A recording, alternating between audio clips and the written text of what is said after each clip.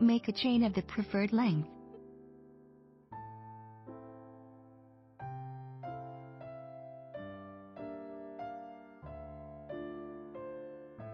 Work the first half double crochet stitch inserting your hook in the stitch of the previous row.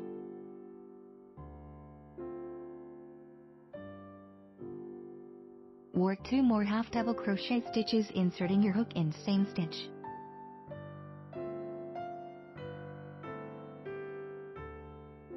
Repeat the preceding step skipping every 3 stitches of the previous row. Chain 1 stitch among the groups of 3 half double crochet stitches.